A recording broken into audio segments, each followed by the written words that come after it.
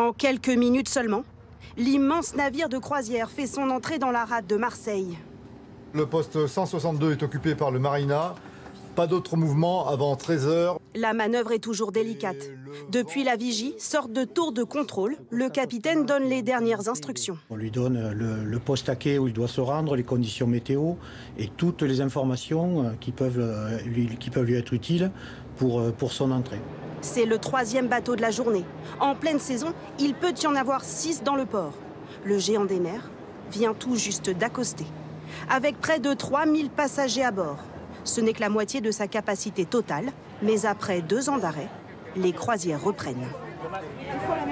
On a dit, allez, go. On fonce, ouais, non, c'est vraiment des vacances super agréables. Première croisière, donc on espère que ce sera bien.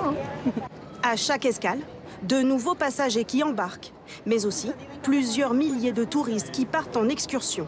Une aubaine pour la ville de Marseille qui voit avec ses croisières toute une économie reprendre. Là aujourd'hui on est heureux, les bateaux ne sont pas complètement pleins encore.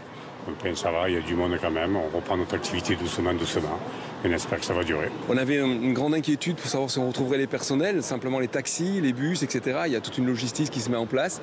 Aujourd'hui, il y a quelques métiers en tension, mais effectivement on est au rendez-vous et c'est donc le retour depuis un mois en fait.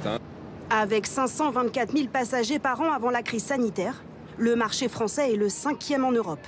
Les professionnels espèrent retrouver cette fréquentation d'ici 1 an. Pour cela, il faut cibler les familles. Ici, nous avons la salle qui s'appelle Colosseo, comme Roma. Il y a les casinos, il y a les jeux pour les enfants. Ça, c'est bien, hein?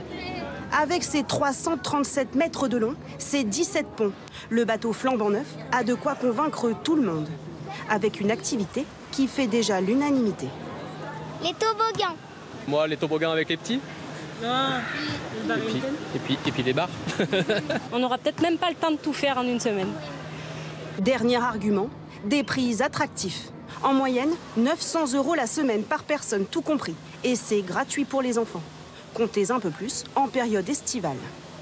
On a profité des 2 dernières années pour repenser complètement notre produit. C'est vrai que sur l'été, on a envie d'attirer un maximum de familles. On a vraiment aussi une moyenne d'âge chez Costa qui rajeunit de plus en plus. Là, sur la saison de l'été, on est autour de 38 ans à peu près. Et toutes les compagnies ont la même stratégie.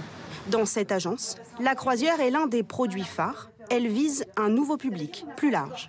C'est un produit déjà qui est à forte valeur ajoutée, avec à la fois les croisières fluviales ou de canaux, mais aussi les croisières maritimes, tout comme les croisières dites d'expédition sur des destinations qui sont, là encore, des destinations accessibles. Dernier défi en date des croisiéristes, limiter l'impact écologique de ces navires. Ils misent sur des nouvelles technologies moins polluantes, mais encore très minoritaires.